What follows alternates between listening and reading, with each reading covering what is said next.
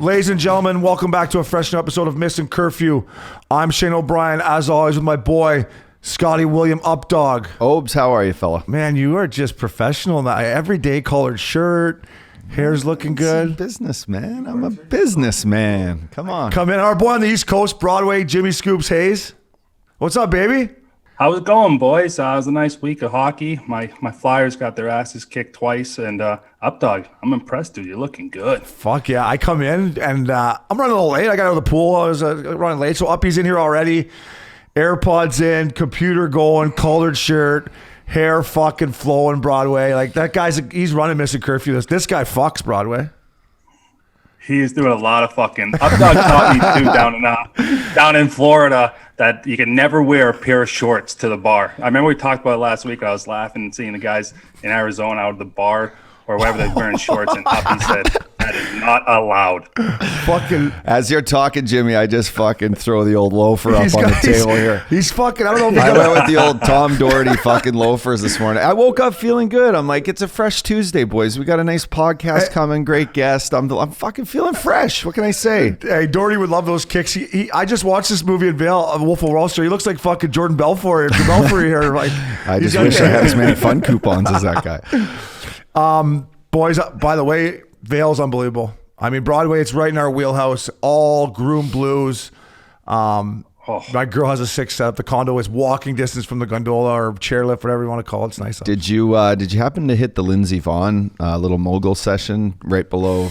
It's right at the very end. Yeah, you know what? I didn't. We looked at one black diamond on the last day. It gets a little tricky. Yeah, and I was it gets a little tricky dicky down at the end. It does look like tricky dick. I looked at Christina and I was like, fuck it, if I get hurt and I can't go to Maui and tee it up, I would just kill myself. But Vail, Broadway, put it on the list, man. It's Updog. I know you skied it, so you think it's unbelievable, right? Yeah. The back bowls there. I mean, I went last year for pretty much my first ski trip ever after finishing in Switzerland, Obes, and I got 2 powder days. My boy Dougie. And I'm like, after the 4th or 5th run, we got to the chairlift, and I'm like, guys, this is fucking gnarly. Like, this 6 feet of powder shit is crazy. And they're like, yeah, no, it's the best when you ski like this. And they're like, have you never been in powder before? I'm like, boys, literally, this is my first time skiing. And they looked at me like, you've followed us the last 6 runs and kept up to us, and you've never fucking skied before. I'm like, yeah. They're like, you're fucking nuts. You're like, but I played 750 fucking games. Yeah. So Broadway, my girl Christina, she had this. She's been super disciplined, losing weight, and she fit into her mom Victor's ski outfit, a one-piece purple little sexy little outfit. But when she threw it on, I was like, "Fuck, a little sexy." Yeah, it reminded me of the movie Hot Tub Time Machine. See that? Remember that when you wake up and all of a sudden it's 1980? So I say that to her, and she's like, I've never seen Hot Tub Time Machine. And then we get in the gondola or whatever, and she loves talking to strangers, right? Like I'm not much of a talk. I got my tunes on. She likes to talk to strangers, so she starts talking to these 2 dudes, and the one guy's like, I like your outfit. And the other guy's like, yeah, it reminds me of Hot Tub Time Machine. So I was like, I told you, babe. You look like you're from the 1980s. By the way, tip my cap to Christina there for the S-curves I saw her doing on her Instagram down the hill. I'm talking knees tight, like perfect circles. I mean, I'm no professional skier, but it wasn't just the purple outfit that was sexy. Yeah, she looked, I told her ski form looks rich. Looks like you want Mikey did a good job. You look rich on the mountain. But anyways, boys, we all got to get out and skiing. So Vail, check it out. Let's touch on a few other things before we dive into hockey here. Broadway, we'll start with you, fella. TB12 and the Bucks, man. I was on the other side of it. I took the fucking Packers. Wow. I should have learned my lesson. But Broadway, what do you think from just as an athlete, as a Pats fan? What do you got to say about TB12, man? It's pretty impressive. Well, we got to get his address so we can send him this guy fuck shirts, because that guy is fucking. You see his jawline? He's the only guy that gets a skinnier jawline with age. He's like a fine wine. He's unbelievable looking. But that's a tough bet for you to go against Tom Brady's 10th Super Bowl. I think he's in his 19th season, so that's clipping at over 50%. It's a freak show. Yeah. Man, Aaron Rodgers, my heart goes out. It's some tough play calls in the first half at the end of the at the end of the half, it was tough to watch, Tom throw a 55-yard bomb, to close things out. That's like, you can't have that in championship games. You can't do that. That's Saw that like coming though. That's like the Terry turnovers in hockey, right? Just throwing fucking pizzas up the middle with 5 seconds to go after. Yeah, exactly. You know what I mean? That's you what I was gonna say. You can't have that. You can't give up a breakaway at the end of the period. You seem to go in the room and it just deflates you even more. You're like, you guys. Obi, how the fuck did you let that guy get in behind you? I'm like, fuck, boys. I didn't see him, for fuck's sake. So, but yeah, that was sick, Obes. I just think watching Tom Brady again get a chance to win a Super Bowl, to set records. We're watching greatness, happen before our eyes. The kids of this day will be talking to their kids down the street. We've seen Tiger Woods do this. We were young enough to watch Gretzky do it.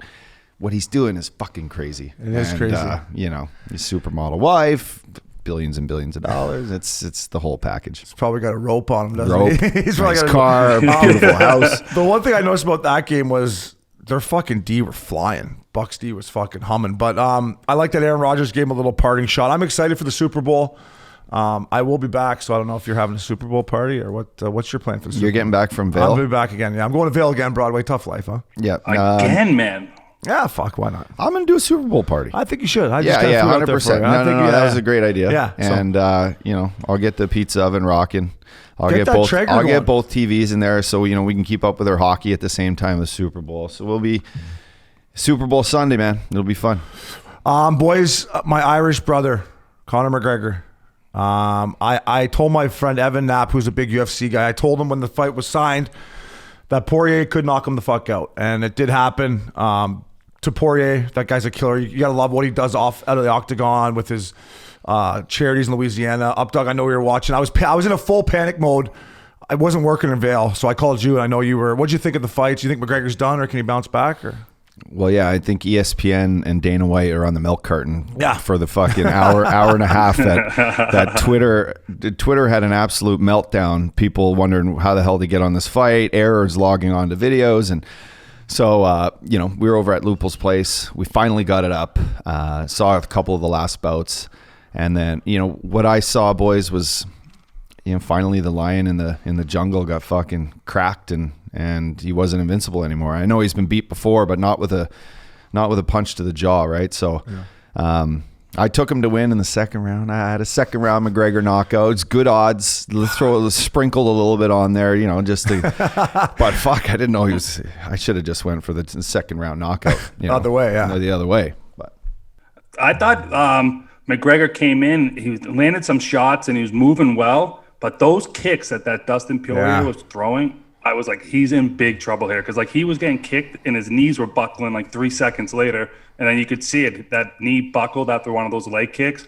And see you later. It was lights out. And then McGregor said it after. He's like, I've never been kicked like that. It was tough to watch because I wanted McGregor to win. Because when he wins and he's on the top of the UFC, it is unbelievable. I'll tell you who else wanted fucking Conor to win was Dana White. Because now, it's like, as much as you love Poirier, it's like Khabib's not going to come back to fight him. He just dusted him. But I give McGregor credit. He has that much money. He still competes. But I just love that he showed up in the old Rolls Royce Phantom. He came out. Oh, yeah. I'm like, look at this fucking guy. Right on the island. Has to get that fucking thing there. I don't know. But that fight, listen, Conor stood in the ring, stayed around for his interview, fucking tipped his cap to Poirier. Yeah. It was...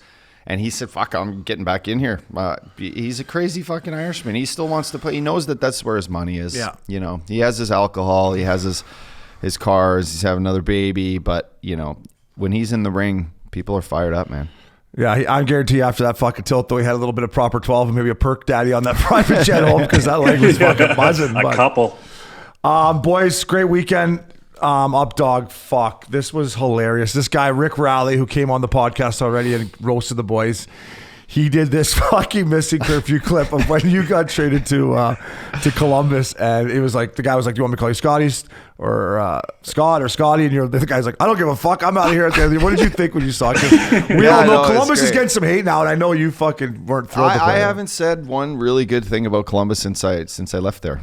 There's really not much to say good about the city for hockey or anything. It was not a Buckeyes fan. I was a Nashville guy, drafted there, heart and soul at the Tin Roof. All my boys, good friends there, Obi, you know what I'm talking about.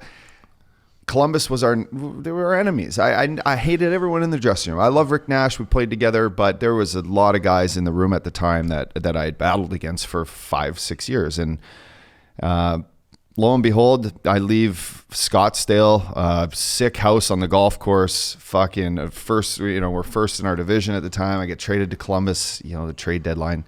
And I'm like, what the fuck? And so, we said this before, like sometimes you get traded and it's a great situation for you, your family, new teammates, new opportunities, new coach, but you get sent to fucking Ohio in fucking March and it's snowing and raining and your buddies are still back winning games and fucking kicking everyone's ass and then golfing after and doing their thing. And going to Old Town, I wasn't having Scottsdale. it. So Rowley, man, check out the video. It's a voiceover. He labels it right on the head. Like, I don't care what you call me. I'm out of here. There's no girls in the bar. I have nowhere to go have a drink after we try to win a game. So anyway, he's a legend. We got to have Rowley on here. He's a fucking beauty. And he what he does, give him, people, if you don't follow him, give him a follow. He's a beauty. I actually was going to have him on this week, but sorry, bud, you got bumped for fucking Stanley Cup winning GM. We got Brian Burke coming on later. So Rick Rowley, suck it, Berkey bumped you. But probably it just means that we probably got some clips coming maybe where we got some funny shit, but that's great so Rick, we appreciate the support. I sure hope so. Broadway, I want to ask you from an American-born guy. It's a great one's birthday today, 60 years old.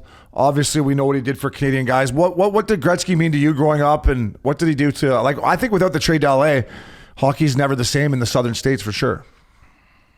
Yeah, Gretzky is what you call a living legend, and I think it's so cool that he has his own locker on Goat Alley down at Jordan's course. But he's a kid that you dreamed of being and trying to be as good as him. Obviously, he is the great one. And being able to grow up and idolizing a guy like that who scores goals and pretending you're being him, it's amazing what he's done for the game. He's grown the brand. He's huge for it. And my brother actually got to have breakfast with him and pick his brain with knowledge. And he's always sharing his knowledge. And, it's awesome to see him. And he got to end 2020 with a hole-in-one. And so hopefully he gets another one here in 2021, and happy 60th birthday. Yeah, happiest 60th to the great one. I got a quick little story. At the Winter Classic in St. Louis, we played at Busch Stadium. We had the Hawks there. All my family came in for Christmas and New Year's, so I spent it with my little nieces. But after the game, we're all at Cafe Napoli, great little spot, having drinks, and in walks Gretz. I'm with my cousin Ryan, my buddy Bizzle, their girls, and anyway, we're sitting there, and Gretz walks in with Trevor, his son, and they're like standing at the fucking hostess desk, right? And I'm like, what's going on? So anyway, Wayne's standing there, kind of like looking around. I go up, I'm like, Wayne, what are you guys doing? He's like, pretty much he's waiting there for Bobby and Brett Hall. It's Bobby's birthday that night. So they're all coming to have dinner, and they've been at the game all day. They're so Halsey's pinned. Oh, yeah, they're all pinned. So I'm like, well, hey, if they're not here yet, come have a seat with us. We're just around the corner. He's like, Trevor, let's go sit with Uppy. So I had Gretz as a coach, right? So I had I felt comfortable to go grab him and whatever. Yeah. So he sits down. He orders six Heinekens, actually. It's a good start. Yeah, that's a good start. Yeah, so you never have to, you don't have to reload for a little bit. And so he sits there and we start telling a story, and I'm like, I just go, Gretz, I got to tell you, you're the only coach I've ever had in the NHL that's put me out on the fucking 5-on-3 power play. So I don't know what I was doing out there, but thanks, bud. I appreciate that. And he's pretty much looking at me, and his fucking wheels are turning. He's like, oh, okay, yeah, that makes a whole lot of sense. That's why I can't get a fucking coaching job anymore. He's like, I was wondering why years after I left Phoenix, no one would ever call me. He's like, I'm putting Upshaw out on the fucking 5-on-3. What the hell is going on? So anyway, that was as funny as he is. He remembers your name. He is the great one for all facets, not just what he did on the ice, but what he's done for the game. And happy birthday, Wayner. Yeah, for me, I've never met Wayner. So the fact that you've played with him and you know him, and our boy Russ Courtnall and Wayner are super tight. So hopefully, maybe someday I'll be able to play golf with him and he could take some money off me. But for Wayner, man, I watched some clips today on social media, and just they talked to Mess and Glenn Sather, and all they just said is how much smarter he was. And the one stat was, if he never scored a goal, I obviously knew this, but if he never scored a goal, he still lead the all-time scoring and just by assists. So, and then they talked to Koff, and Koff said the night that he was going in, it was his 39th game when he got 50 and 39. I guess they were driving the rink together, and Gretz is like, fuck, you know what, Koff, I feel pretty good tonight. I might get 5 tonight. And sure enough, the fucker went out there and got 5. So just as ex-teammates just said, the confidence. And for you people out there, if you ever have something, I don't know if you can still get it, but Lupul told me about this, Broadway. It's called The Boys on the Bus. It follows the fucking Oilers the year I think they lose in the finals, right, Uppy? To Islanders? The Islanders, yeah. I think it's 83. Yeah, so they follow them all year, and there's a couple clips where the great one is just fucking pinned. He's like, Glenny, I can't fucking shake this guy. This guy won't fucking leave me alone. So to the great one, Uppy, I know you got to play with him. Happy birthday, buddy. I'm sure every player thanks him for what he did for the game. Yeah. We wouldn't absolutely be living in Southern California if he never got traded, I wouldn't say, because I don't think the Ducks would have a team, right? You think it would still happen? Yeah. I don't think he was as upset getting traded down here as I was going to Columbus. That's for sure. Yeah, that's a damn sure. I mean, he was on to something coming down to the nice Southern California. I tell you, there's something about this place doesn't want to make you leave. Who was the GM of Columbus when they traded for you? Our GM was Scott Housen, who ended up going to Edmonton as an assistant. Housen. Scott Housen. He was assistant GM in Edmonton a couple of years later. Well, Scott, if you're listening, but you should have fucking left the up dog alone because he had a nice single. You got me for 22 games. I got you 6 goals. How much time did you spend on Ohio State? Did you go there? There was a little Eddie George bar there. Did you ever? That's where I used to go on the road in Columbus, Eddie George's, and there was always a little bit of Ohio State girls floating around. Yeah, there was. That's where my wife went. Oh, wow. Did she? Oh, nice. Well, that makes sense. Right. That's Maybe the only yeah. good thing coming out of Columbus right there. I remember a hot little blonde there at Broadway running around. No, listen, there was no college football at the time. I got traded the wrong part of the year. So it was quiet. It was quiet on campus. Did you go there, though? Like, did you go walk around? Yeah, I cruised up there. Right. 100% you were up in that campus. Broadway, obviously, we've talked about this. It's a different year, and now we saw what happened to Ovi and the Russian connection there in Washington. You know, hanging out in the hotel room. Fuck up. Back in the day, if coaches would have begged us to fucking sit in the hotel room and play cards. But I guess they agreed on it. When I first heard this, Broadway, I thought it's a little aggressive. I don't know why. I just thought, fuck, if they can't even hang out in the hotel room together, what the fuck are they supposed to do? But they agreed on it before the CBA. What were your thoughts? $100,000 fine to the Caps, and those Russian guys got 4 games. I agree with Ovi's wife said. They can sit there and high five and hit guys on the ice, and there's no COVID issue there. But when they're hanging out in the hotel, they're going to get fined $100,000, suspended 4 games. I think it's complete bullshit, to be honest. But like you said, it's a weird year. They have to follow the rules. But I feel like if that kid Samsonov doesn't get COVID, then this is not even a fucking issue. So it's just crazy how all this shit worked out. Yeah, Uppy, what do you think they would have fined us if they would have known what was going on in our rooms back in the day? But they would have added money to your paychecks. Uppy, Broadway, great point. The one guy did have COVID, so that was the problem. But Uppy, what were your initial thoughts? I know you give these players a lot of respect for playing. What did you think when you heard it? I just have something on my head that I got Say to tell. it. Yeah. Yeah. So this reminds me of having we'd have team parties, obviously in the rooms, right? Like if the coach was like, "Hey, we don't want you going out tonight," we'd all just fucking ambo parties. No, so we're in St. Paul, Minnesota. I'm on the Preds, and the St. Paul Hotel in Minnesota, super thin walls, right? So you could hear a fucking door latch open. You can hear the guy next to you having a fucking shower, whacking off. You can hear anything. Whacking off. Anyway, so one time we come home from the bar, we got some girls back, and we're all just kind of hanging out. Mini sneaky good town, by the way. And it's our whole, everyone's got the little locks. So whenever someone's going in and out of a door, it's smacking and it's loud. It's like probably 1:30 in the morning. We just won. So anyway, we're in this one room. Trotsy calls. And someone, I won't name the name, picks up the phone. And it's Trotsy. And you know Trotsy's voice. But he's like, "Hey, who's up there? I want to talk to one of the Nashville Predators." And the guy's like, "Sorry, who's this?" He's like, don't worry about who this is. I want to talk to one of the Predators." And then the guy's like, "Sorry, nothing but 50 goal scorers in here." No Predators here, nothing but 50 goal men in here. And so fucking Trotsy lost his mind. So the next day we sit at practice and he fucking walks around the room and he's like, "I'm upset with you guys. You're all partying in the hotel. You guys should know better. Everyone can hear you." And who the fuck was the guy that said there's only 50 goal men in the fuck? So, having little gatherings in your room was harmless. It is harmless. It's all just getting together. But I think in this case, the NHL had to set guidelines and rules. So the government of Canada, different states, like we have the San Jose Sharks still haven't played a home game in their home arena. They weren't able to have practice there, training camp there because of the guidelines set by the state. So if the county, by the Santa Clara County or whatever. And by, the provincial governments in Canada is a reason why. But so these rules about, okay, well, they won't congregate in each other's rooms. If they do, you need to crack down on them. So I think unfortunately, Bettman's got his hands tied here. It was a promise made to these the higher up people to get this going, and it's a joke. When I first heard it, Obi, I think we talked. I'm like, how many babes did they have back in their room?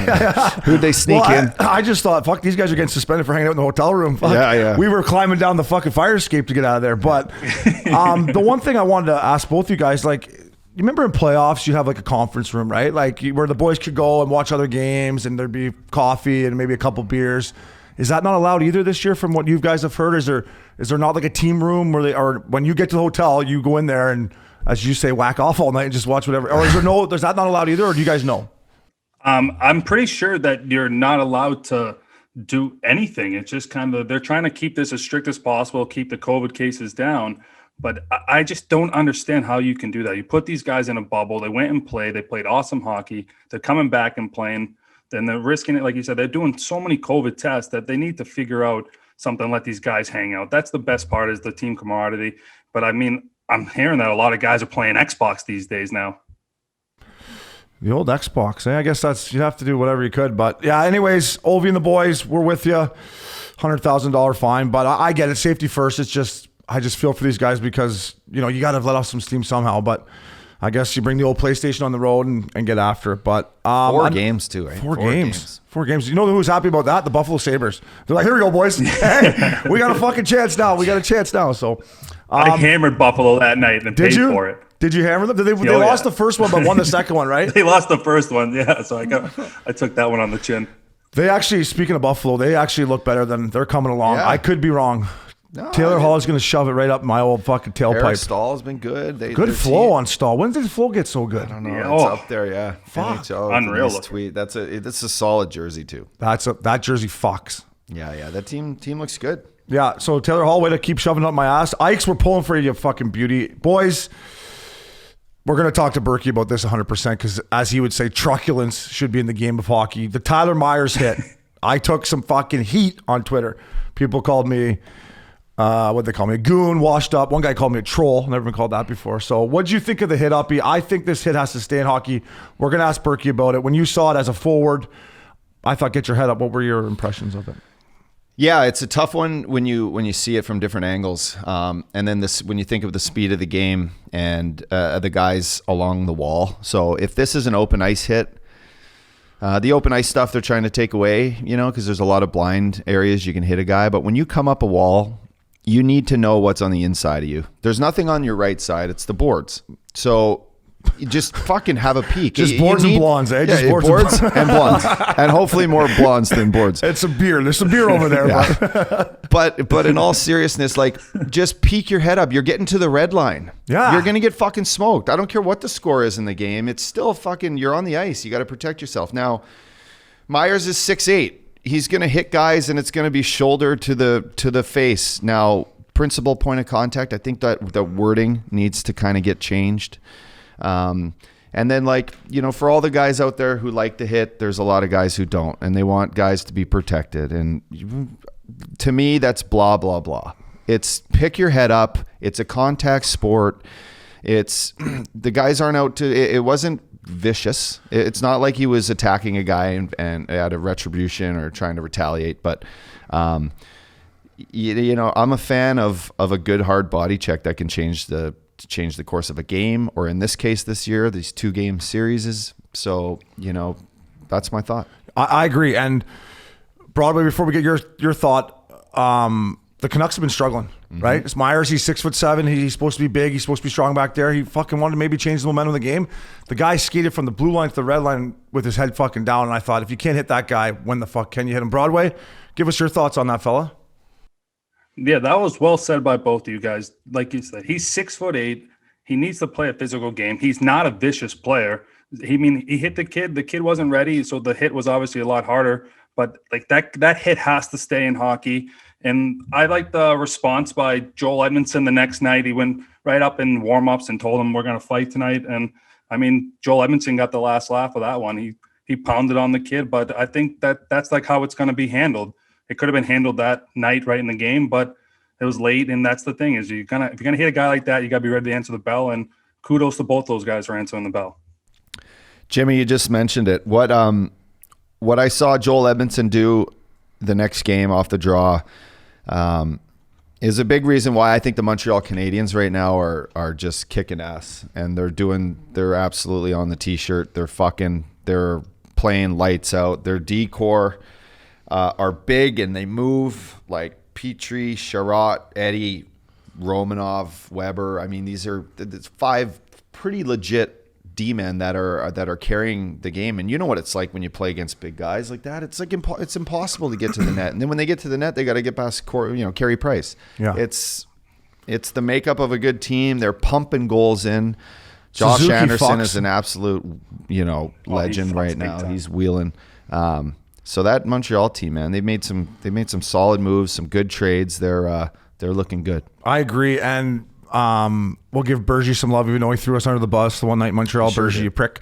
I thought it was great when I saw Edmondson. You're right. Myers, good on you both. The only thing I thought, imagine that barn was full in fucking Vancouver. Everyone would have been up fucking going. It would have been great. Oh, for that. Could have went to the Roxy Tilly after the fucking game, had a few. But I'm watching the Canucks Senators play last night. Canucks got a big win, thank God. And I had them. I was on tilt. I had a tough weekend with UFC and football. But I was about to turn the game off, and they had this meathead, Austin Watson. Is that his first name? Austin? Is that his first name, Broadway? Yeah, so I'm like, I'm going to leave this on. And he went full old school, boys. He ran and learned the corner, went to the other corner, ran another guy, came all the way across the ice, ran Roussel, and then dropped his gloves. I was like, fuck, there we go. Yeah. I'm glad I kept it on because you don't see any much. You don't see that much anymore. Trying to pick his boys up in Ottawa. Yeah, they played 2 more times. They play them 2 more times before they head out of there. So it was like, who did he end up fighting? Roussel he grabbed. Oh yeah, well that's a good bout. Yeah, it was good. It was good. It was not much. Roussel had the old seatbelt on him, but it was good to see a guy being like, all right, you kicked our fucking ass, but we got you 2 more times. I'm going to try to, he's a old school guy. I just thought it was entertaining to watch. So, good boys, I mean, I know I got some fucking shifts on tape throughout my NHL career that I like to delete, but I've never had one like this Pierre-Luc Dubois kid. I mean, he got his wish. We're going to get into that too. But Uppy, when you, as a guy who played over 750 games, if you're a veteran on that team and you see that guy who's making 5 bananas go out and fucking do that, well, what did you think? Obi, it was tough to watch. So you get a guy, he's the number 1 center. We've been talking about him for 2 weeks now.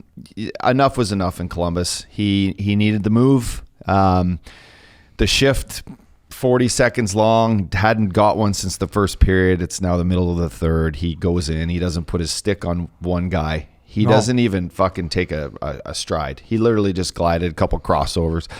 I mean, it looked like a shift in practice where you're like, I am not. I'm not here today. When you're hungover, just trying to get to the back of the line, you're like, I just try not to fall over and here. You just look at your 2 line mates. You go, do not pass me the puck. Just do not give me this fucking puck today because I'm going to fuck it up. Speaking of that real quick, fucking when I first got to Vancouver, Darcy Hordichuk, this isn't an NHL game. He's on the fucking strong wall. I give him the puck. He comes back to the bench. He's like, oh, don't give me that puck there. I'm like, Hordy, I have to give you the fucking puck there. You're the fucking strong side left footer. He's like, I don't want that there. So, Jimmy, I don't know. Where do you want it? Jimmy, what did you think? Because it was, I mean, it doesn't happen a whole lot, but it was more of a basketball thing that we saw there, and it was a basketball trade, and we'll probably talk about that, Obi. But it was just tough to watch. I thought it was time for him to move on.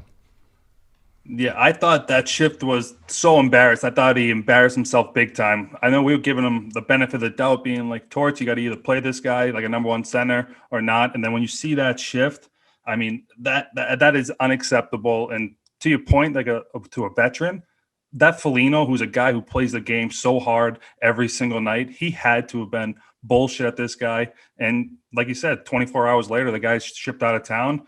And sometimes you ask for a trade, you end up in Winnipeg. Careful what you wish for, eh? No disrespect. I love the Winnipeg fans, and I used to love going to Earl's there for after practice and bellying up. But listen, boys, I had Kevin Shovelday off on yesterday too, and I asked him Does that shift not scare you if you're, and I'm going to ask Berkey the same thing. Does that not scare you if you're a GM going to get this kid that he showed that type of character? And he said, I'm not going to judge him on one shift. You know, I love the way he's played throughout his career. He's a young talent. I'm building my squad up. We all make mistakes. And I was like, okay, that's true. And then Pierre-Luc Dubois came on afterwards. And the two questions I asked him were, how did your teammates handle the whole situation? And he was honest. He said some guys were handling it okay, and other guys, they had enough of it. And then I said, what about the shift? And he said, well, I have over 6,000 shifts in this league probably, and all the rest of them are fucking legit shifts, and this was just a bad one. It's not defining me. So he seemed like a pretty good kid, Uppy, but I just said the point I made to him was try not to disrespect the game, and he kind of appreciated that too. Yeah, that's good on you to ask him a couple tough questions. We're great. older guys. We've been put in situations like that, Jimmy, where you fuck up and you don't see the ice for a period. And you might look back at the coach and give him a fucking stink eye. Oh, yeah. But you're not 20, you weren't 23. And you weren't making 5 bananas. You're not making 5 bananas. And so I guess my point to this is there's been times I look back at my coach, whether it was whoever, Kevin Dineen or Trotzy as a young guy, and as much as I hated him, I couldn't go out and do that to like my teammates. I might go out and do something really dumb. I might go take a fucking elbowing penalty and put my team down, unfortunately, but it's going to be through a little bit of hard work and piss and vinegar. It's not going to be just like, I don't give a shit. Yeah, and I also asked him about Torts, and I said, hey, man, listen, I played for Torts as a young kid in Tampa. Like, he'd pull me out of in between the first and second, third, pull me in his office, show me a clip, and fucking rip me for the whole year. And he actually said that, he didn't hate Torts. He thought, Torts was hard on him because he cared about him. And that's the old thing, Uppy. Like, I always thought when the coach stops talking to you and doesn't even know you're at the fucking rink, then you're in trouble. Yeah. Like when I was in Calgary, like Hartley, like I came in the hallway, Hartley go the other way. I was like, ooh, fuck, I'm in one here. But sometimes coaches as young guys are just trying to motivate you. Yeah. Yeah. No, everyone's different. And when we've asked some of we've all had chances to talk to coaches now that we've left the game. And I actually, as my years went on, I had some of the best moments in Switzerland talking to my coach there because I felt more like, I was more influential to him and like how he could get the best out of some of his younger guys because he just looked up to the way, my career had gone and who I was. And so when you feel like you can help like a coach get the best out of players, it's managing these players' attitudes and their personalities, and not every one kid is the same. And, what we saw there is Torts maybe going, all right, I'm going to light a fire under this kid's ass. It didn't work. It semi-backfired for both people, and now they move on. But when I say moving on, I think that I think Winnipeg won the trade. I mean, they got a number one center at his half decent. If he's playing half decent, he's a number 1 or 2 center. If he's playing really good, him and Scheifele they're not Draisaitl and McDavid, but they're fucking a great 1-2 punch. And then you got Stastny as your third line center. Yeah, or you move Stas to the wing, and Lowry, who's a big boy, plays. Yeah, I love that guy's game. And then you have Perreault. I love that guy's game. Yeah, and then you have Perreault. So they legit have 4 guys. If one guy goes down from hanging out in a room with 4 other guys and gets suspended, then you fill in the fifth center. So Broadway, Uppy, I'm going to say, sorry to cut you off. I'm going to say I think Columbus won this trade. Now Torts gets a bad fucking beat sometimes. But what John Tortorella can do is he can motivate. When I was a young kid, he was hard on me. But fuck, to this day, I respect John Tortorella. If I saw him, I'd go right up to him. You can't teach someone to shoot the puck like Patrick Laine. I mean, his release, he was off to a great start. He got injured. I think he's going to go there. I think Torch is going to motivate him. I'm concerned about his foot speed as, in 2 or 3 years, if we're talking about this trade, maybe his foot speed I don't know, he needs to work on it. But I think right now, Broadway, I like Columbus. I think they won that trade with Laine. What are your thoughts? I agree with you, Obes. I think Columbus is getting a player that can score 50 goals every single year. Like Dubois is a hell of a center. He's number 1 center. He's going to make the Jets deeper. But I think Laine goes in and helps Columbus right away. And I was listening to on the radio that day and talk about how Torch is such a good motivator. He can motivate this kid, change his work ethic. Kid gets faster, maybe gets in better shape if that's the issue with the foot speed. And he's going to become a hell of a player for Columbus. And, he's going to score a lot of goals on that power play. Boys, what do you think Torts is going to say if he sees Patrick Laine's handle on Xbox playing Call of Duty till about 6 a.m. in the morning on the night before a game? What do you think? What do you think that conversation is going to be like when he comes to pregame skate? Torts, hey kid, what the fuck were you doing last night till 6:30 in the morning? Because I got your handle here publicly shown that you're playing fucking Xbox for 12 hours straight. You're playing some fucking 14-year-old kid in Finland on fucking Call of Duty till fucking boys, this shit happens. There was reports that something like that was going to come out last year to show just like how unasserted Patrick Laine was to the game and to his teammates, because that's like, I mean, what's worse, hanging out with a babe in your room till 3-4 in the morning? We know the answer to that question. Or is playing Xbox till fucking 6. Like, come on. At least when you're going to sleep well after 4 o'clock. Yeah, Once you're done, you're like, all right, time to go. I got to go to bed. I got to practice tomorrow. We deal with some sex legs, but hey, that's well worth it. Yeah, so to both those guys, listen, enjoy the fucking game. Before you know it, you're going to be sitting here old like us doing a podcast. So, Broadway. If they're lucky. Broadway, buddy, fucking Jimmy Scoops. You called this guy. I thought it was a bad signing. Tyler Tuckfoli, as you call him. This guy's been doing the fucking great call, Jimmy Scoops. What do you think of his start? And he's just snapping it, isn't he? He is on fire, boys. He's got 5 goals in 6 games here so far. He's making that Montreal team so much better. They're putting big offense. They got the 2 good goalies. Jake Allen's helping Montreal big time. But Tyler Tuckfoli, like, you're talking about foot speed, O'Brien here often. And that's a guy that we criticize foot speed, but he's getting it done. Like, those guys that can shoot pucks, they put themselves in spots where they only need one chance and it's going in, and that's helping their team big time right now.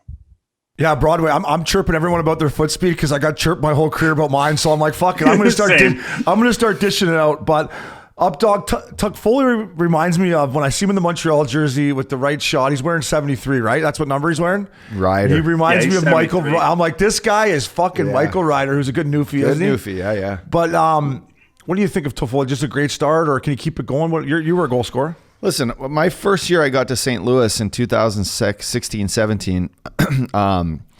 I don't know if it was the Olympics that year. It might have been, but he was like ranked to go like be a top 6 forward for the Canadian Olympic team. Like the way the guys were looking at him, Doug Armstrong in particular. Like I remember a conversation where he's like, "Man, like our eyes on Tuckfoli." Now I don't think he made the team, but he was right there. And this is only a couple years back, maybe a couple injuries, a couple off years for the Los Angeles Kings. But this guy's won. He's got years left. You know, maybe it's not Tyler foot speed Foley. He's not going to win the fastest skater at the All-Star game. So it's Tuckfoli. It's Tuckfoli, baby. It's get it on his stick in the right spot, and you know he puts it in the back of the net a lot like our boy Loops used to do. Like the guy, you know, just. Yeah, they have a knack for the spots on the ice they need to be. When the puck's on the stick, it comes off just as fast, and attest to just the way this Montreal team's built and the way they're vibing right now. And you know, these points early in the season right now in such a shortened season are going to be huge down the stretch. And if you can build this little bit of a lead, just get out in front of these teams, it's hard to catch up, man. I agree. And listen, I've met Tuckfoli through a good friend of ours, Nikki, and hung out with him. Him and Richardson are good buddies. He's a great kid. So I wasn't trying to hate on him, but I just thought, you know, but man, I was fucking wrong because he's snapping it. And, you know, you say Montreal's humming, and I'm going to give some love to Webbs. You know, you look back at that trade now, PK Subban for Shea Weber, you know, it's a clear-cut win for Montreal. Webbs is a great leader. He looks refreshed out there. He looks like he's moving better. They look good up, dog, and he's got some healthy knees. Yeah, they look like if you get in the playoffs against those guys with the back end that you said, the Montreal Canadiens are flying. So up, dog, you could be a GM/scout too because you've been talking this kid up, Bowden Byram. I finally got his fucking name right, Scoopsy. I finally got it right. Finally. Got in the lineup, starting the third pair. Before you know it, he's playing with Kyle McCarr, which I was hoping to see. This kid looks like the real thing. I mean, the Avs they're going to bust loose, I think. I'm taking them tonight, even though they're minus 220. I'm hammering them. I don't give a fuck. This kid, he fucks up, dog. Yeah, he sure does. He's, I mean, living up to the hype this year, going into this year, you know, one of Canada's best players. I think, you know, the NHL prospects had him at number 1 for all prospects coming into this season. And what he's doing, he took a while to get through the protocol, and, you know, he got his first couple games in Anaheim. But boys, he skates so well. The maturity you see in these younger players, young D-men in particular. Like it doesn't take these kids long. Back when we played, it used to take a defenseman, 2-3 years of maturing before like he, like a good quarterback would, right? Yeah. Just making the smart play, knowing when to throw it away, knowing how to hold on to the pucks. What Hughes does in Vancouver.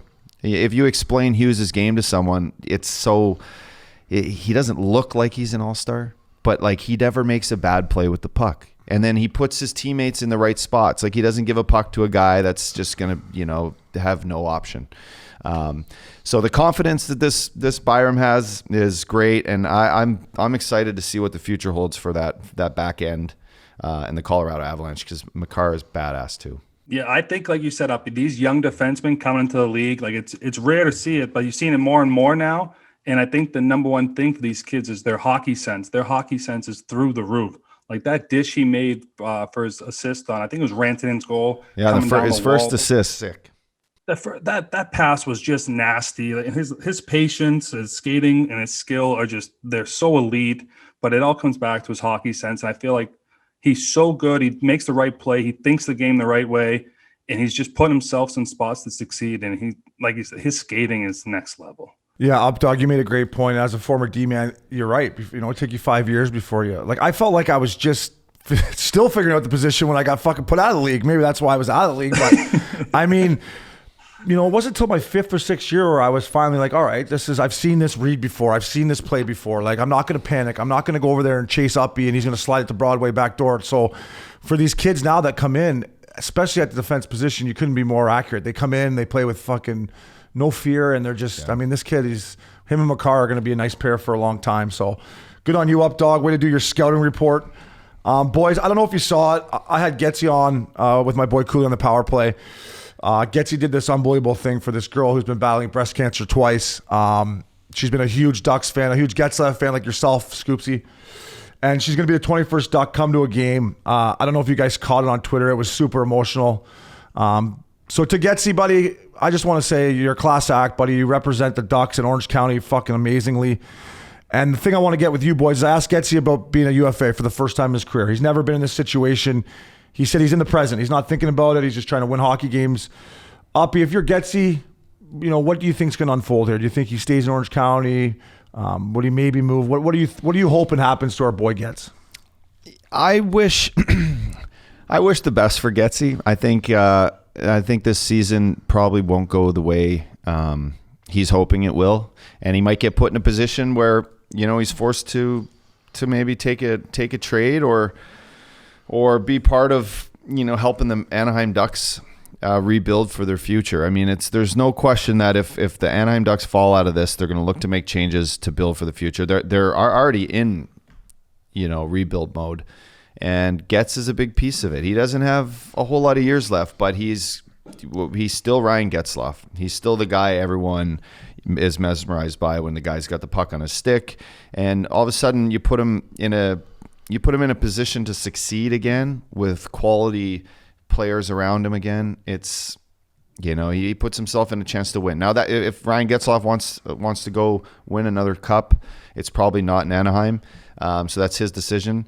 But moving away from California, really, I don't think that that's something he wants to do. His family's here. He's doing a lot for the charities. He's had his golf tournament here for 10 plus years. So we'll see. We'll see how this plays out for our boy Gretzky.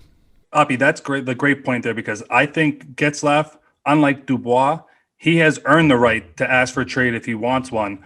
But I think his legacy and what he has done for Anaheim and for the Anaheim Ducks, I think he probably wants to stay and be a Duck for life, retire a Duck, because that's a huge feat for any player. I know guys love playing for one organization. He's got his cup, but it's all going to come down to what he wants to do. He proves he can still play. Does he want to go chase another cup? I don't know. That's something he would have to answer, but I think he earned that right the way that he's played throughout his career, that if he wants to leave, they should reward that. But at the same time, he's got everything set up in Anaheim. He's done a hell of a job in the community there, and he's a big role model in that organization. Yeah, exactly. Well said, boys. Gretzky, listen, the 15, it's going to be hanging in the Honda Center for sure. I think he has a future. I tell him this all the time when I play golf, mainly because I want a job maybe someday, but I think he could be a future GM for the Ducks. I was just happy that he said he was present, enjoying going to the rink and just trying to win hockey games. So, Getsy, good on you. Boys, way to snap it around the round table here. We have Stanley Cup winning GM, good Irishman, Brian Burke coming up next. So, let's break it down with Burkie. Mr. Curfew fans, welcome back. Up Dog Broadway. It's an honor to have this Stanley Cup winning GM, good Irishman. We just found out when we brought him in that he traded both me and Hazy. So, Brian Burke, Burkie, thank you for joining us here at Mr. Curfew. We appreciate it, buddy. You got to move that mic stand, Obi. It's right in front of your face. I've been told I got a face for radio. Yeah, we can't be having that. I actually think he looks fucking damn good today. But so Burkie's got a book out right now, Burkie's Law. I lived it myself a little bit throughout the Ducks organization. So, Burkie, I've always loved you, and I just want to start off with, I want to get your opinion on the Pierre-Luc Dubois situation. I had Kevin Shovelday off on yesterday, and I asked him about the shift. Now, as a former GM, would that scare you at all with his character, the way he handled the situation in Columbus, or are you just going strictly off his talent, new situation, fresh start? Well, first off, I don't like that shift. I don't like the way it ended there at all. But I remember when we were preparing for that draft, we spent a lot of time on Pierre-Luc Dubois because we weren't sure what the sequence was going to be. And so we spent a lot of time on him, and he's a good kid. He checked out great, very articulate, good teammate. I think he just made a bad error in judgment, but I think he's a good person. I wouldn't worry about it if I were Winnipeg. Yeah, and you know, we had this discussion also, Burkie. You know, in your opinion, I love Laine. I love the way he shoots the puck. I don't think you could teach that. In your opinion, you know, right away, who do you think won the trade? Do you think it's a fair hockey deal? You don't see many of those fair hockey deals anymore. Is that what you would call it, kind of? Yeah, I would. I think you got to remember the hardest thing in the world for any GM in any sport is trading a distressed asset. So when you're trading a guy and the other GMs know he wants out, you're going to get offers like anchors, right? You're going to get garbage offers. It happened to me when Pavel Bure held out and refused to play. And I did not make a good trade on Pavel Bure. I got Ed Jovanovski, who was an important player for us. But Pavel scored 50 goals 2 years in a row in Florida. So I think given the fact that they're both trading distressed assets, the second hardest thing for a GM is to trade a star player. Because usually it's a package deal, volume deal. So you go back and look at Erik Karlsson gets traded to San Jose. It's a couple kids, a couple prospects, a couple picks, none of which helped Ottawa immediately, or a couple guys did, you know, but basically San Jose gets the more immediate help. Here they both get immediate help. And I wouldn't discount, you know, you're getting a center, you're trading a winger, so you got to put something else in the deal. You put Jack Roslovic in the deal. He's a Columbus kid. I think he'll be a good asset for Columbus too. So I think they both did just fine. Yeah, Burkie, I had a conversation with David Poile back when I played in Nashville after the Joe Thornton trade to San Jose. And he kind of grabbed me aside and was asking me, like, who do you think won the trade? And of course, I'm like, well, you know, I'm trying to break it down. He goes, the team that gets the better player usually wins the trade. Whether or not that's true in this case, I look at it as a centerman to a goal scoring winger. Anytime you can load up your lineup with good young centermen that can build around your team, I think you're doing pretty good. And in this case, you know, I think the immediate winner is Winnipeg. Just having a good number one center against, you know, the Draisaitl and McDavids. You need to have loaded up centermen, I think, to be competitive nowadays. Yeah, except I think that disregard, the one thing I'd pick with you is, in general, center's a more difficult position to play, a more important position. This is a big guy who plays in all three zones and can score. So if you do it just one for one, then yeah, you say he won. But Roslovic is a good player. Like, they got him back as well. It's not just Patrick Laine. Roslovic is a guy that, to me, is a good bottom six forward. He played at Miami. He's a good guy, US NDTP. He's a Columbus kid, and he'll be a useful right shot center for them. So to me, when you add up the totality, Winnipeg got back a third-round pick.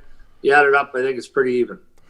Yeah, Burkie, I agree. I had Jack on yesterday with Cooley, and he was just excited to be in his hometown, looking forward to playing center. So I agree with you there. And Burkie, I just want to ask you, because you were so honest as a GM, right? Like, you knew where you stood with you, if you liked it or not. Is this a slippery slope with these young kids, these superstars saying, hey, I want out of Columbus, and I'm not going to, go out there and compete because I know they're going to trade me, almost like NBA style? Is it a little concerning from an old GM like yourself?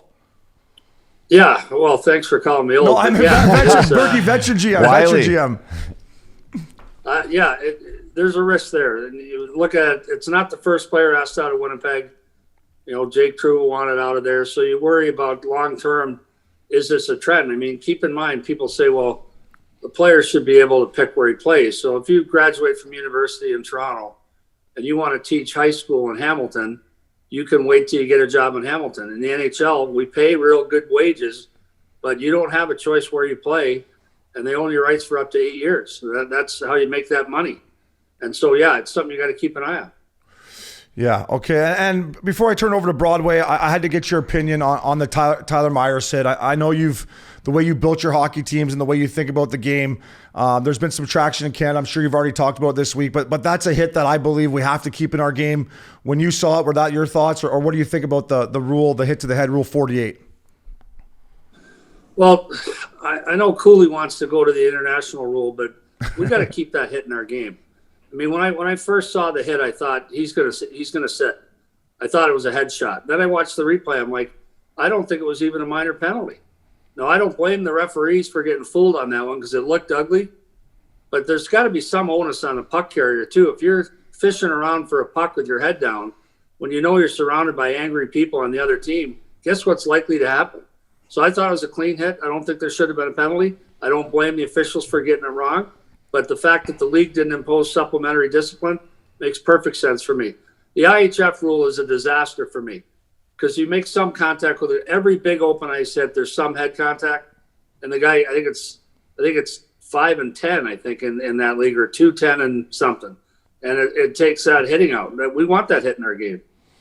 Yeah, especially along the wall too, Berkey. Like if you're carrying the puck up the wall, there's only one side of the ice that you got to worry about, so you do have to pick your head up. The onus is on you. And if you take that hit out of the game, it turns into a lot of stick work, a lot of guys getting away with a lot of stuff out there. And quite frankly, entertaining hockey is when it's played rough and when these guys do get their blood boiled. And I like that hit. It doesn't help that he's 6'8". So the rule of the principal point of contact to the head sometimes needs to be, shuffled around when there's a bigger guy hitting a guy that's.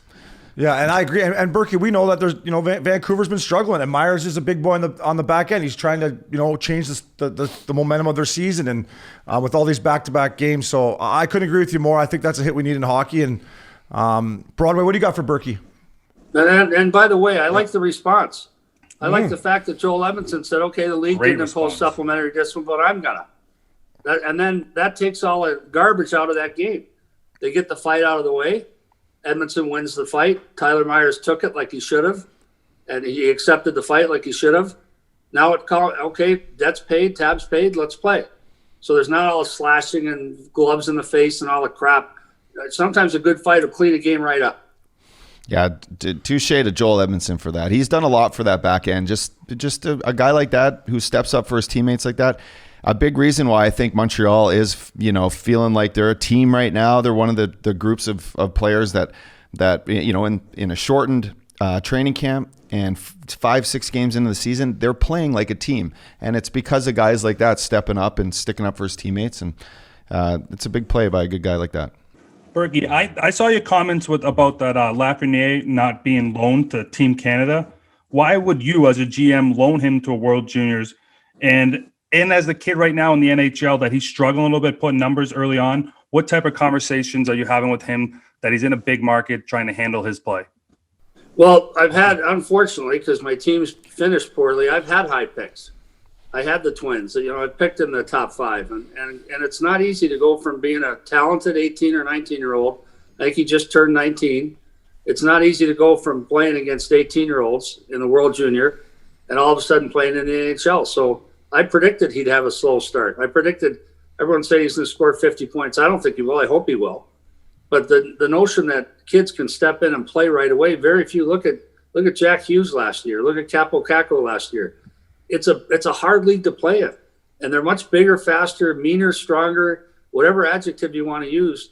It's a different group of players than you've ever played against before in your life. So I'm not surprised. Now, I hope he snaps out of it. The whole notion of loaning players to the World Junior, to me, is that's such a formative experience for a young kid. And Jeff Gordon's a smart guy. And you can look at Chicago and say, well, if they hadn't loaded Kirby Dach, he wouldn't be hurt. But the process of going through, I agree with Chicago's decision, even though it had an unfortunate ending. The whole notion of going through that, they're cutting players. You're going through the whole process. The team's assembled. They're cutting players. You've got to have empathy for teammates and talk to them. It puts you in a leadership role that you don't get any other way until you're a captain in the NHL. So I always loan my players, unless they're playing a meaningful role for me.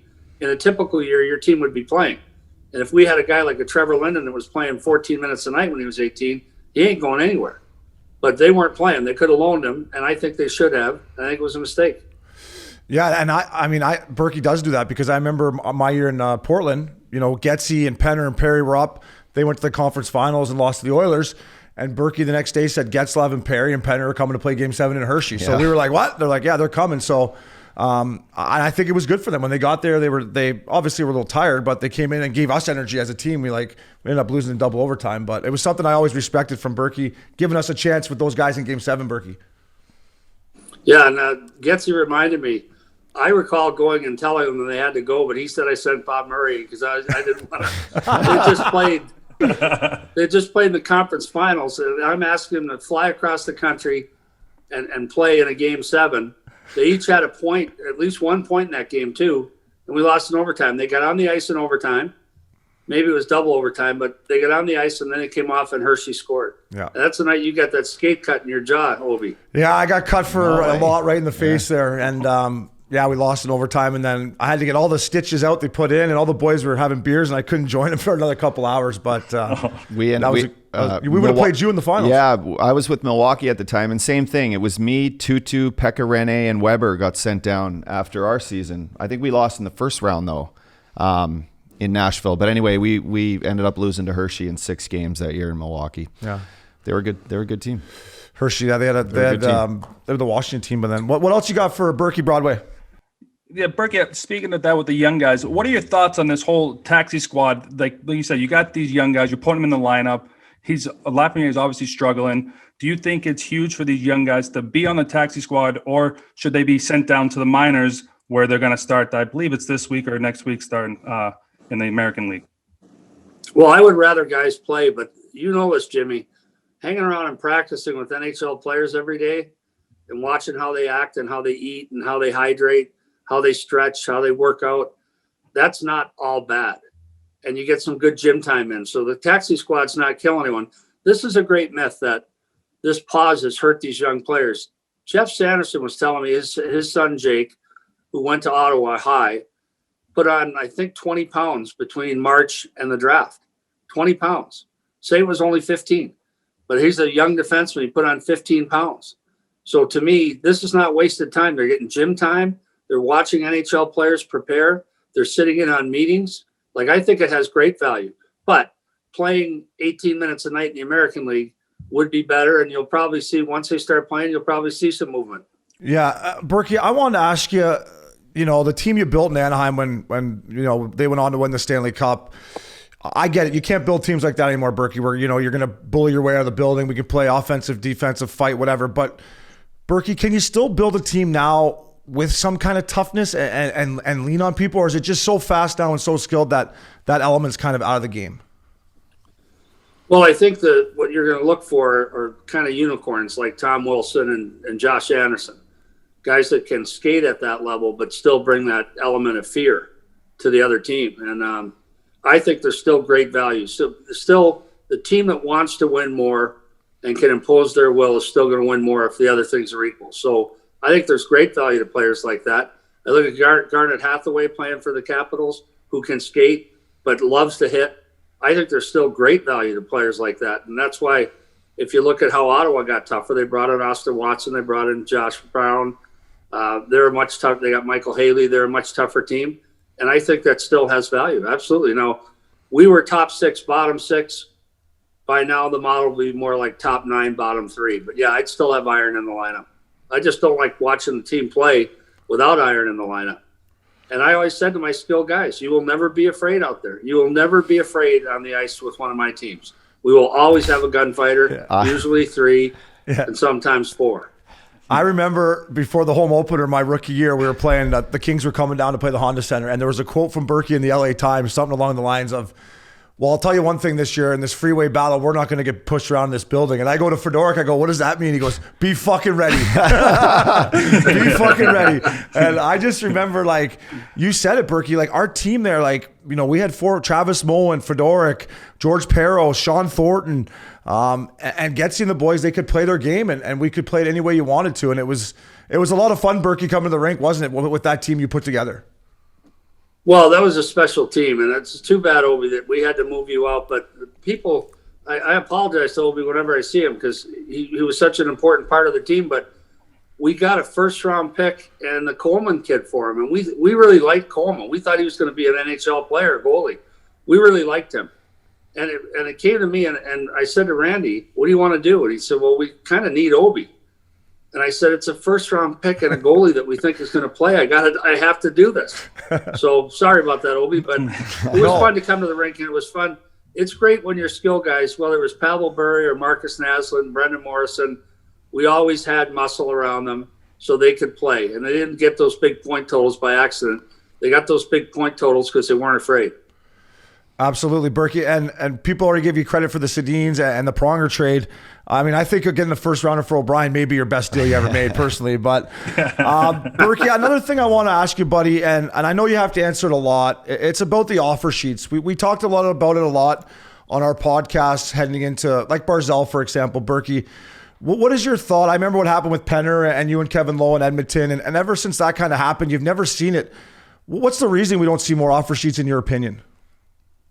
Well, because teams are usually in a position to match them, and you're not doing anything. If you're not going to get the player, why make an offer sheet? Now, teams are willing to use them. That Jimmy Hayes is sitting right there. The reason I traded Jimmy Hayes to Chicago is we were having trouble finalizing the Kessel deal with the Bruins. Well, if you offer sheet a guy, the draft picks have to be your own. So I needed to get back my second-round pick from Chicago. I didn't want to trade Jimmy, but I needed that pick. And then I met with Peter Chiarelli later that day at the Forest. And Jimmy will know the Forest. It's a great sports bar. It just closed. But in the shadow of the Boston Garden is the Forest. I met Pete Chiarelli. I said, Pete, I got back my second. So if you don't make this deal tomorrow morning, I'm going to offer sheet Phil Kessel. So teams are willing to do it. It's just only if you're going to get the player. Otherwise, you're just driving up costs. And I think everyone looked at Tampa and said they'll find a way to match. They looked at the Islanders and said, Lou will find a way to match. Yeah. And said, we're not going to do it. I don't think teams are reluctant to do it at all. But if you're not going to get the player, it's just a waste of time, and you're just driving up wages. How about like Sebastian Aho? I felt like that offer sheet was a no-brainer for Carolina. So if I'm Montreal, why would they not offer more money? Like, is that the situation? Did they not have the picks? I'm not too familiar with that situation, but it just seemed like it was a no-brainer for Carolina to match that offer. It turned out to be, but I'll tell you why they structured it that way. And this is Mark Bergevin is a smart guy. And the owner had said, I am not doing any signing bonus. We are not doing any more than a 4-year deal. We are not doing this. We're not doing that. So what the agent knew that, structured the deal with Montreal to include big signing bonus money, all the stuff the owner said he wouldn't do, and then he matched it, which was smart. I'm not dinging the owner, but he had said initially, like, there are teams that won't pay big signing bonuses. St. Louis Blues. So that's why Pietrangelo moved elsewhere. So you stick to your principles, say we won't do this, but then they offer sheet Aho and they like the dollar amount, and the owner said, okay, let's match it. So I think it was a really surgical, scientific attempt to get a player out without overpaying because of what they'd been told the team would not do. And then the team said, screw it, we'll do it anyway. So it was much smarter, a much more intelligently structured offer sheet than you normally see. It was designed to beat Carolina, that they wouldn't match that offer. And they did. And they kept a really good player and got him at a good price.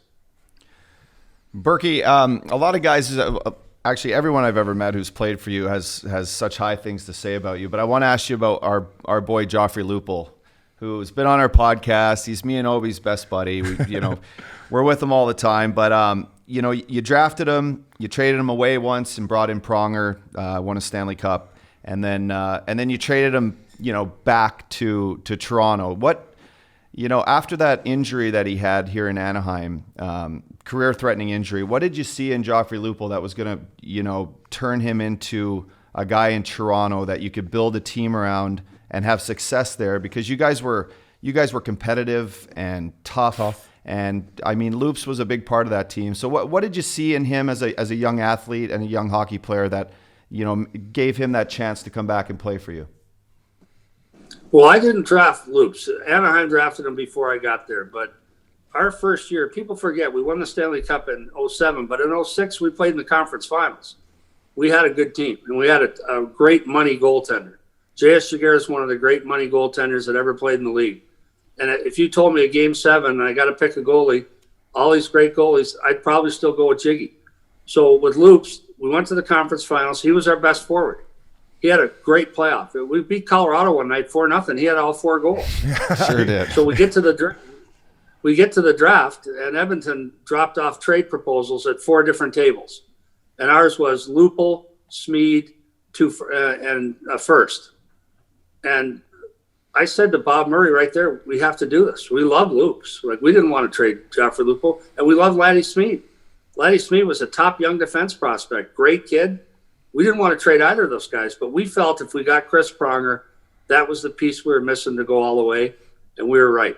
So then when we got Loops, part of it was that I knew Loops would bounce back. He had some good years for us in Toronto, but also that by taking that cap hit, we got Jake Gardner in that deal, if I'm not mistaken. And that was important to us. So Jake Gardner, interestingly, never played defense till his last year of high school. He was a forward. And then his coach figured out, well, I can double his minutes if I put him on the blue line. He played 1 year of high school hockey before he went to Wisconsin as a defenseman. So that was part of the thinking. And Loops was good for us in Toronto. He just couldn't stay healthy. He's a great kid.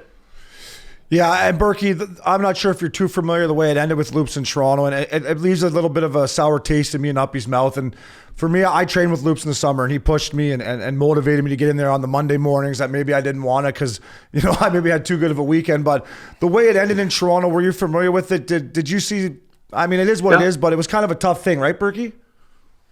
Yeah, well, these things seldom end well. Like when a player gets to the end of his career and he's making a lot of money, and he can't contribute, whether it's injury or just the game's passed him by, it seldom is a comfortable situation for anyone.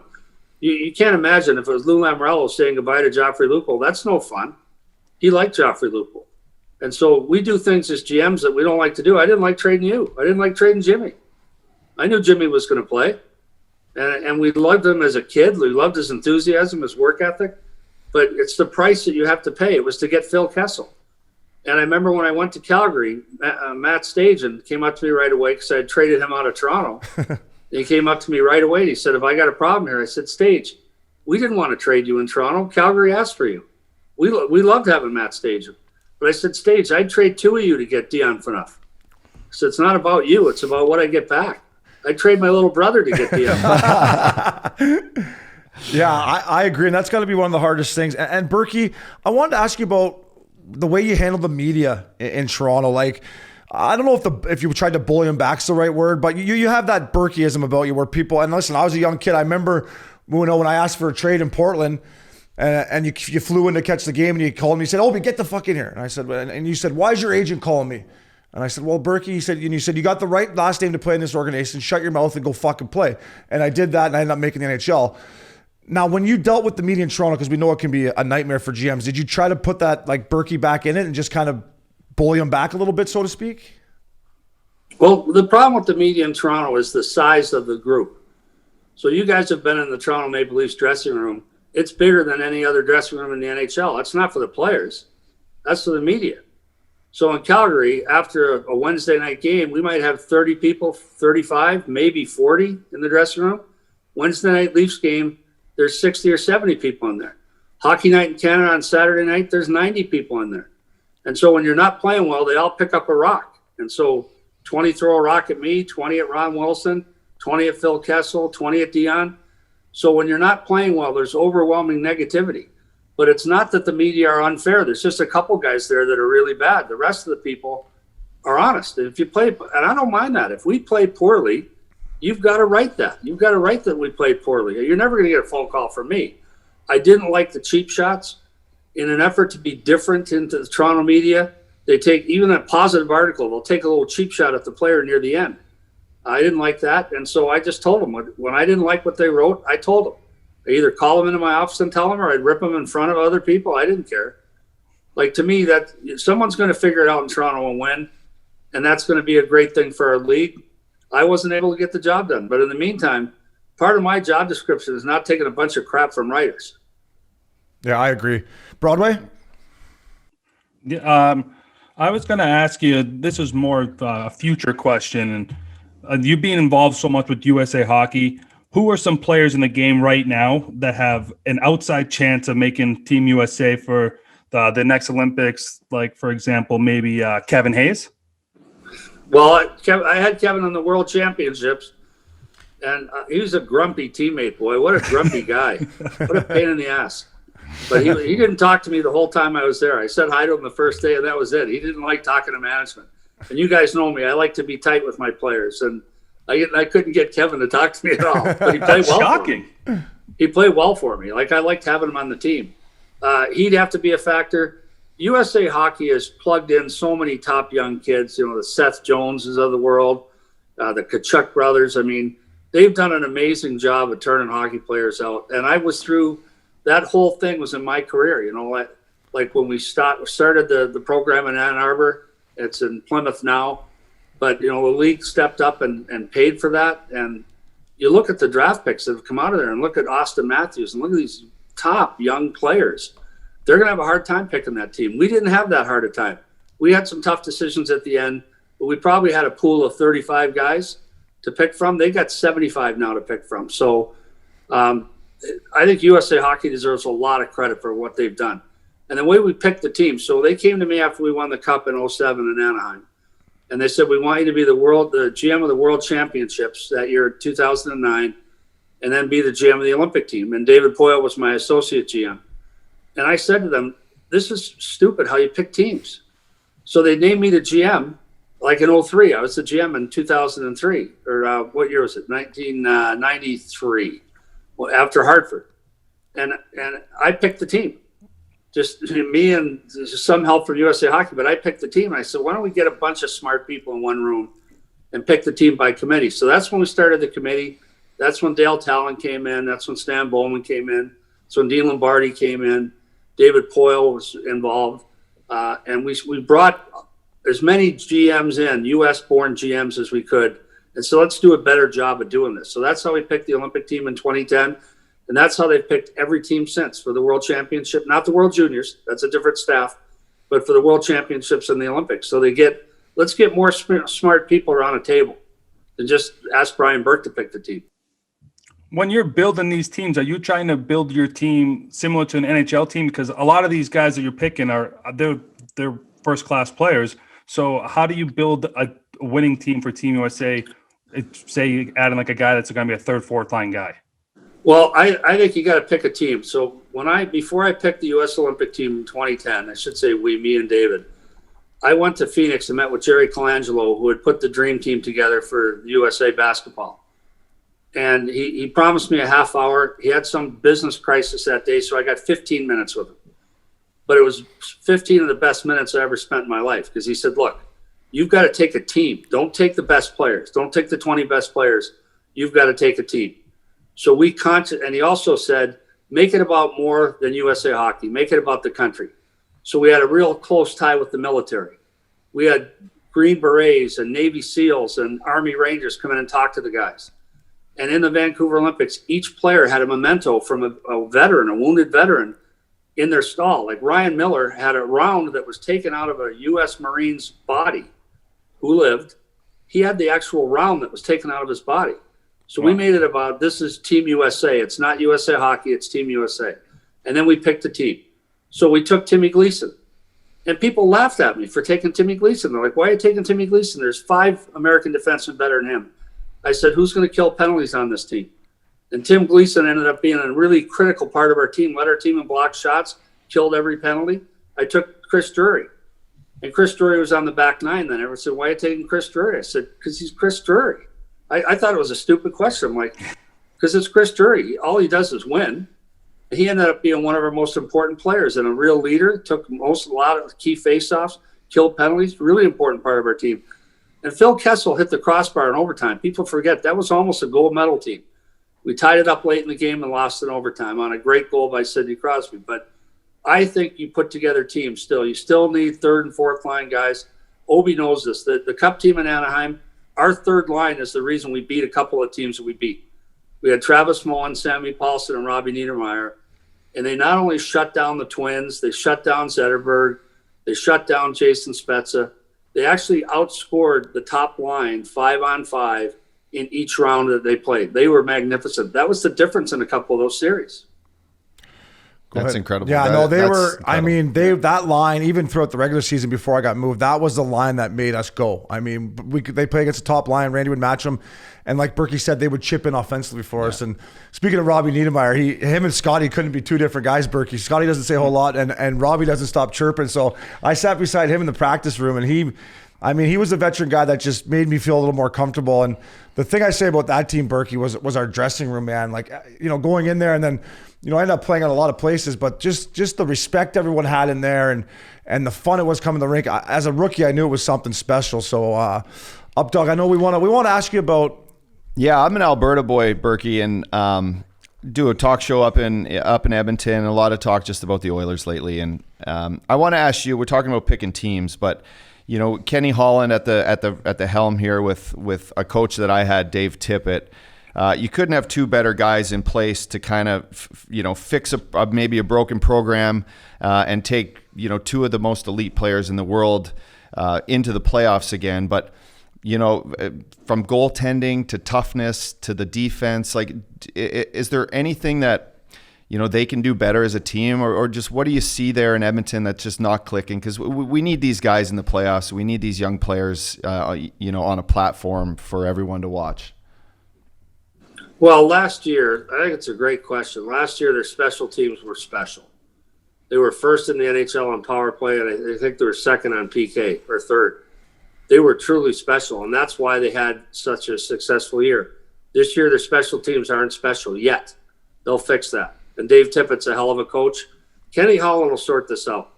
They'll figure this out, but it's a combination of you got two of the best players on the planet, but that eats up a lot of cap space. So you got, $20 million tied up in two guys. And you see in Toronto, they got $40 million tied up in four guys. It's really hard to bring in quality pieces and still be under the cap, but he'll figure it out. Last year, they got good goaltending until the playoffs. This year, it's just been okay. Mike Smith's hurt. But Kenny Holland will sort it out. You told me my last $1,000 I own in my life that I had to bet on someone, I'd bet on Kenny Holland. Well, there you go. Berkey, yeah, I mean, for me in Edmonton, it's just the back end. Like, I love Tyson Barrie and Bears as an offensive threat, but I just, if you were building that team on the back end, would you not just try to get six guys that could just defend, because you have so much firepower up front? You can literally give McDavid a 2-foot pass, he'll take care of it. Is there a different way to build their back end, Berkey, in today's game?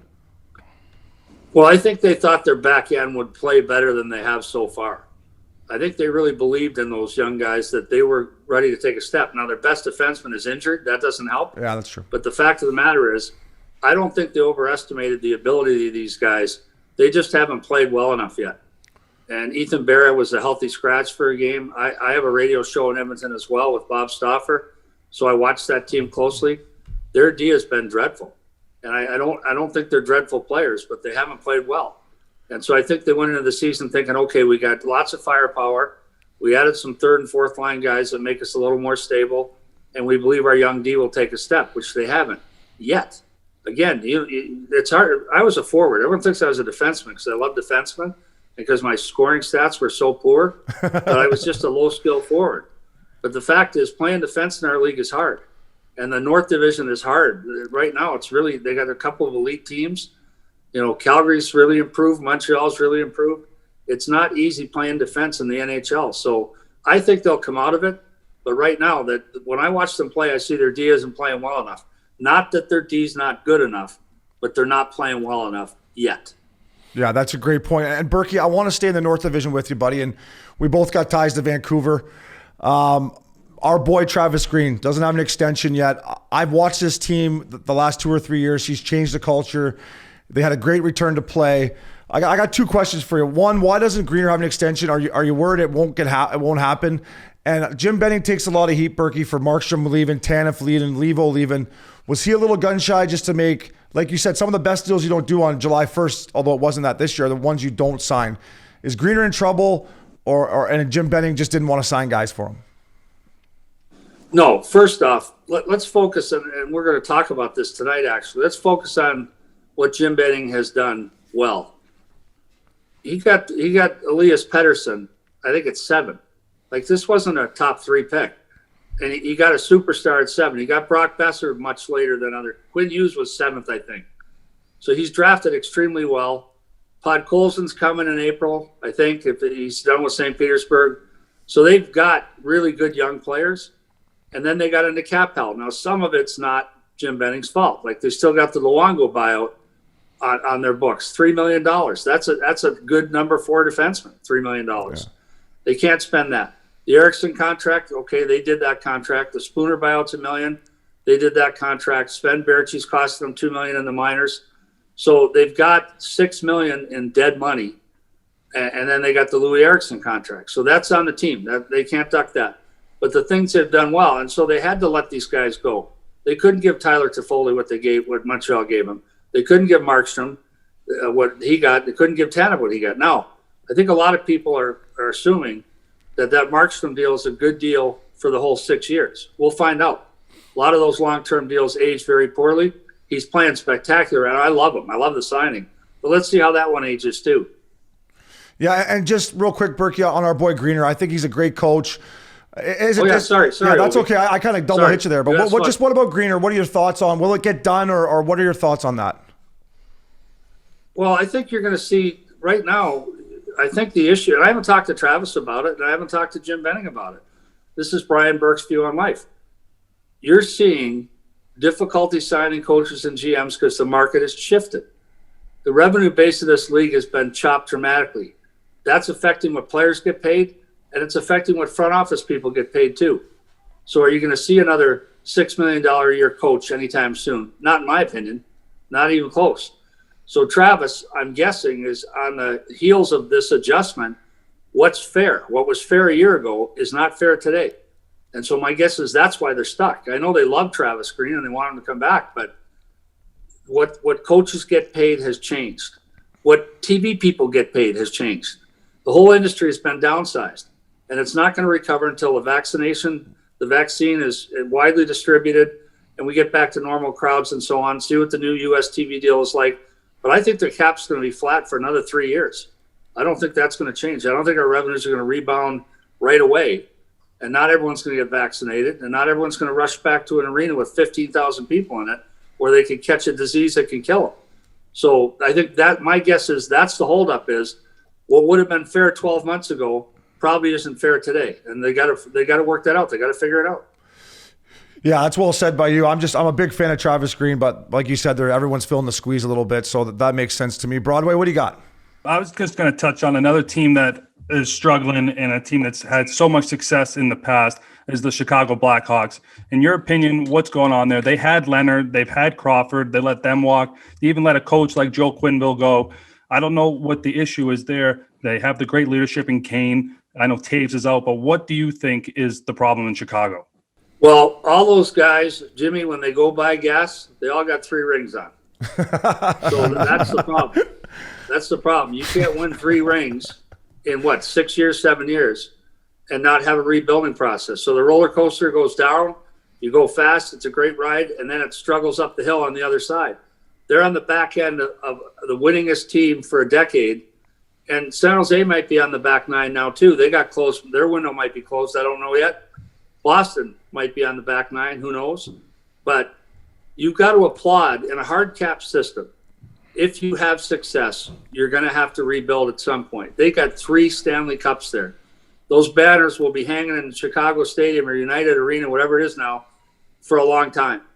And Jonathan Taves, for the rest of his life, when he goes to buy gas, he's wearing 3 rings. So to me, this is what Stan Bowman did a wonderful job.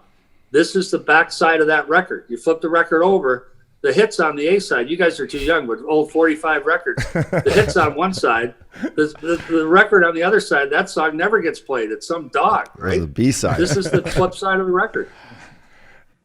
Yeah, but I just don't understand how they, like you had Leonard, is it an issue of, do you not want to overpay a goalie? But I feel like these teams now, they always have that number one goalie. The teams that are winning cups have a number one goalie, and that seems like that's a big issue in Chicago right now. Right, and they made a conscious decision there. I agree with that, Jimmy. You can question that. I think they questioned how these contracts would age. And again, Robin Leonard, I'm a huge fan. And I actually get to know him a little bit. I really like him. I like him as a goaltender. I like him as a person. We'll see how that contract ages too. Like, you look at Marc-Andre Fleury's contract. You think anyone thinks that one's aging well? Yeah. So that's the problem. And you can look at it. You can say, Kyle Turris, Ottawa has said we're not going to give Kyle Turris big money, and they shipped him out. Guess what? They were right. I like Kyle Turris, but he wasn't worth the money that he was paid in Nashville. And now he's working on another team, and hopefully he'll bounce back. But you got to make financial decisions with especially we got so many teams that are in cap trouble and haven't won a bloody thing. That's the aggravating part. At least Chicago, they had cap trouble. They got 3 rings. They got 3 banners. They had 3 parades. Guess what? I'll take that anytime. If you tell me as a GM you can have 3 parades, but then you're going to suck for a couple of years while you put it back together, count me in. Yeah, I agree. And Berkey, we love doing this with it. We could do it all day. I just want your opinion on this. We've talked about it throughout. Everyone talks about it. It's the McDavid McKinnon. If this is a rich people problem. If you had to pick one to build your squad right now, for me, it's Nathan McKinnon. Who would you pick if you had to choose one of those 2 guys? Well, if I asked you who's the best looking actress in Hollywood, what would you say? Well, Jessica Biel back in the day, Margot I would have Robbie. said. Margot Robbie's hot. Yeah. Yeah. Charlize Theron. Okay, aren't you okay with either one of those? But Berkey, I would we like them all. it's subjective, but the fact of the matter is they're both great players. And you can say, as a GM, you could say, well, if I got to pick any player in the league, I'm not taking a forward anyway. I'm taking a goaltender or a defenseman because that's how you win. So to me, they're both great players. And you can't leave Draisaitl out of that conversation. He was our Ross winner last year, MVP. They're all superstars. Now, McDavid's the flashiest. The way he skates, he sells tickets. People go to watch Connor McDavid. Nathan McKinnon is more powerful and maybe uses line mates better, has maybe a harder shot. Really great player. Leon Draisaitl, much more blue-collar workman-like, all 3 zones, kills penalties. You put them in a hat and pick one, and you're happy. Yeah. So, like to me, Jessica Biel or Charlize, whatever her name is, I'm okay with either one of those. If I bring either one of them home, I'm good. Berkey, well said, buddy. And listen, I want to tell this one story before you let you go. So when Berkey would come down, I got a couple minutes. Obi, I got a couple minutes if you want. Okay. The one story I love, this Berkey would come into Portland once a month to watch us play, right? And he'd come in, he probably just flew from the West Coast. So we'd get in there and he'd have the tie around the neck, Berkey style. He'd be like, oh, you got to chew? I said, yeah, Berkey, it's in my locker there. So we go in and take a chew. Next morning, every fucking time Berkey would do this, I come in and he'd say, hey, check your stall there, Robes. A fresh new tin of Skol Mint. For a kid that was in the minors, Berkey. That's classy. I mean, it made me feel unbelievable. So it's something I've always thought about you. I'm like, he didn't have to do that. So from one chewer to another, I always appreciate that one, buddy. Well, I'll tell an Obi story. So I come into Hershey for that Game 7. And I you fly into, what's the state capital? Harrisburg. And the flight was late. And I'm in Chicago looking at my watch going, geez, I'm going to miss this game. So I got there late in the first. And Obi's got this massive skate cut on his face. I go in the dressing room just to see what's going on. And I hear him yelling, hurry up, hurry up, hurry up, goddammit. And so I look in the training room. And the doc's throwing in, like, how many did you get, Obi? 60? 70? By the end, it was like closer to 80. Yeah, it was a lot. Yeah, and he's yelling at the doctor, hurry up, I got to get out there, hurry up. And I was like, this kid's going to be all right. Yeah, Berkey, honestly, buddy, we all respect you. You're great for the game. And just thank you so much for coming on here. We know you're a busy guy. We appreciate it. And from me and Uppy, can you ask Juice what's with that haircut that he's rocking now? Has he gone Hollywood on us? What's with BX's haircut up there? I know, it's a COVID haircut. It looks like someone did it and it's Someone in his family did it for him. He thinks it looks good though, which is really embarrassing. Yeah. So great. thank you very much, Berkey. We'd love to have you back on, buddy. And you're a legend, bud. Thanks, Scotty. Thanks, Obi. Thanks, Jimmy. See ya. See you, buddy. Appreciate you, Thank you. Berkey. Well, boys, I mean, what can you say about Berkey? Hazy, besides the fact that he traded us, but like I said, you get a first-round pick for Shane O'Brien. I think that's the deal of the century. I mean, that's 4. I'm going to consider myself an Irishman, but that's like 4 Irishmen just sitting around the table shooting the shit. Berkey is, how crispy is he? He's pure beauty. Obi, the relationship you and him had, I think to listeners out there, they never know what it's like for the GM and the players or the coach and the players, but man, you guys just you hit it right on the head. Like when you have a classy guy like that everyone respects, the stories you remember about him taking care of younger players and loving his teammates, it says a lot about who the guy is. Yeah, and just probably before we get your final thoughts on Berkey, another thing I didn't get a chance to say, we all know how I feel about Bob Hartley, and Berkey came in and let Jay Feaster go, and right when he came in, Hartley wanted to put me on waivers, and Berkey stuck up for me and kept me there another month and a half, almost 2 months, and then he did call me after I got put on waivers, and we had a great conversation. He said, "Obes, I've always loved you. I think you're an NHL defenseman. I'm going to try to retain some salary for you because I was making fucking 2.2 that year, which was nice, but I was playing 4 minutes a night, so I was like, fuck, who's going to want me?" He didn't have to do that. He didn't have to call. He didn't have to. And then when I was down there, he kept checking in. So, Berkey, you're an absolute legend, buddy. Keep your thought of the game, because he's old school, but he's still smart. He knows the new game, but he still thinks we need that truculence, as he would say. But Broadway, what are your final thoughts on the good Irishman? Yeah, I just love his honesty. Like that's what you said. And as a player, you appreciate that. You know what you're getting with him. He's very outspoken, and he has his players' backs. Like he's been a GM in those big markets, and every guy that I've known loves playing for him. And Berkey, just keep doing what you're doing, because I know the hockey world loves you, and so do all your players. And just for our fans out there, Brian Burke's Berkey's Law, A Life in Hockey, his book, written by Stephen Brunt, who actually did Theron Fleury and Jordan Tutu's book. So Berkey's an incredible storyteller. We want you all to go check out that book, and we hope to have him on again soon. And a little house cleaning on the Missin Curfew here. We got Updog. I don't know if it's a compliment or slap in the face, but we got some people selling some fake Missin Curfew. Yeah, let's just get this out there, boys. There are 2 websites trying to compete for our product. Our product. Like, is that a compliment? Was that in a cease and desist? Hey, yeah, I'm like, it is. You're the CEO of this fucking company. You know what? We got some pretty loyal. We got some loyal listeners. A lot of people have been supporting the pod by buying, our merch, and hell, it's nice T-shirts. So you're not going to find the same softness as you will on our products as these other fucking websites. Yeah. So anyway, stick to missincurfew.com. We appreciate your support, and we'll take care of them when we see them out back. Yeah, and those fuckers who are selling it, look out, we may track you down. We all got one good fight I in can us. send somebody. We'll send Mark Prince after him. He'll find out who they are. Yeah, Princey, get out there and fucking get them. I'm Missin Curfew clips, baby. Boys, I love doing this with you every week. We're going to try to do 2 a week moving forward here once I get off my 3-week vacation that I'm on. But hey, I'm not going to ruin it. We have a special guest coming on for Super Bowl week next week, a good buddy of me and Uppy. So for you football fans out there, tune in next week. As always, Broadway, I love you. Updog, thank you. And guys, thanks for listening.